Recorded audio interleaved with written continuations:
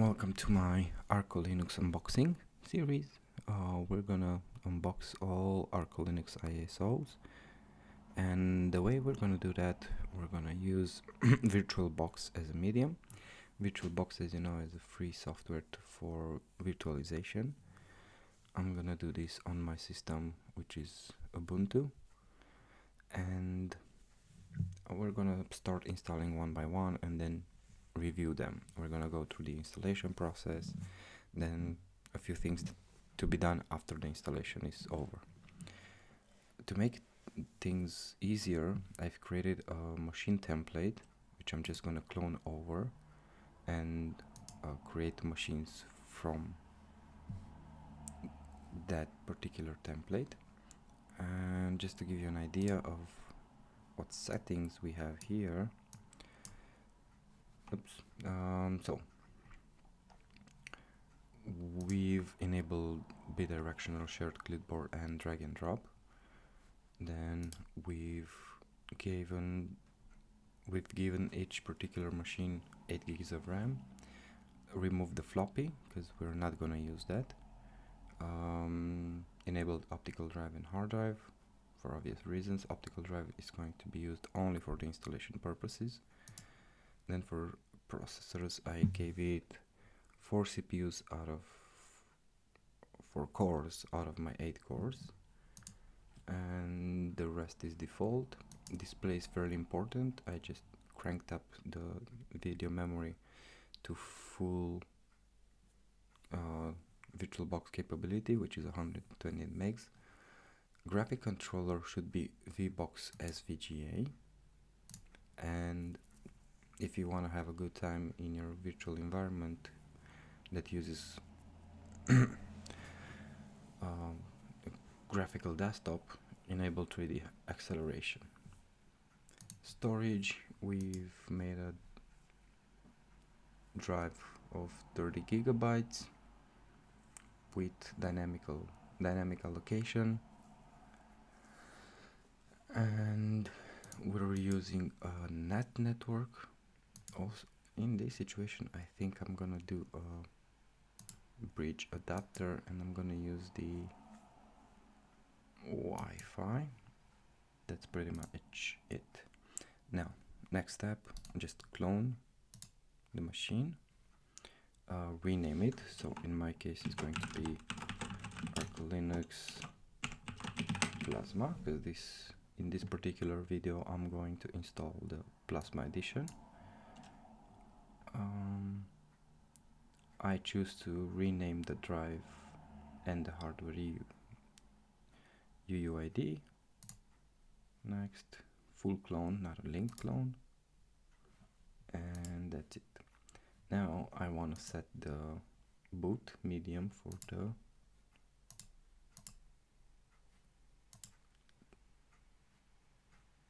optical drive. Is going to be Plasma. Okay, and we're off.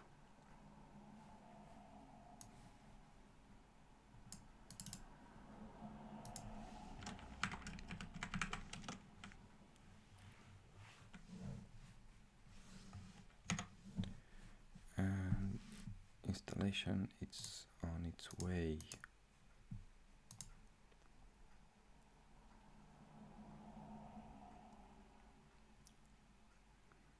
Okay, we're gonna boot up in the live CD environment, and this installation of ArcoLinux is going to be done using Calamares, which is a graphical installer. Alright, so I think we're good to go. Let's go to the next step. Okay, it determined the time zone correctly. English is going to be my keyboard. Alright, what do I want to do here? So I have multiple options. One, I can manually partition and do the partition however I want, or I can erase the disk and leave the installer to choose the best configuration for my installer. In this situation, I'm gonna leave it as erase disk. In a bare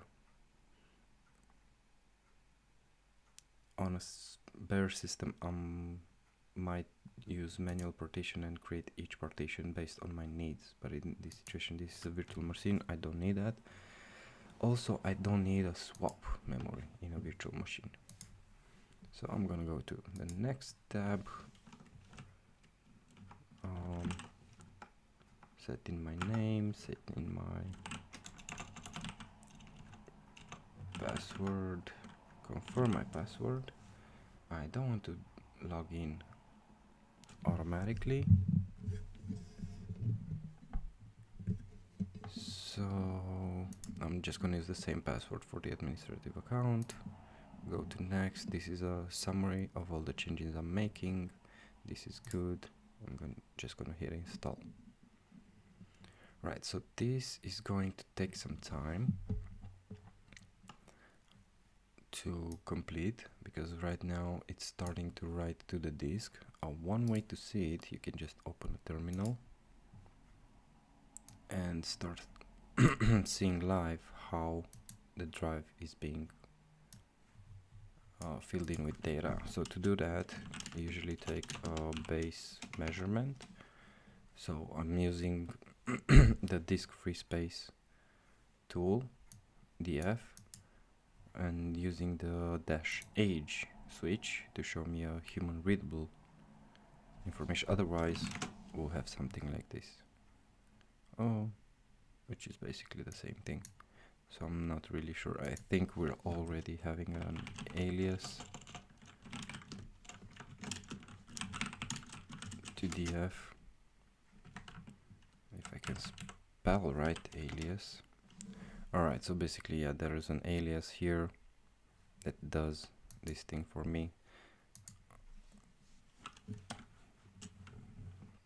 Adding the human readable, but as you can see, base measurement, we started a bit later, but base measurement was 600 something megabytes. Then we have 1.1 gigabytes in a few seconds, and if we can, we can look again. Now it's more than twice, it's 2.7 gigabytes, and so on and so forth. We can keep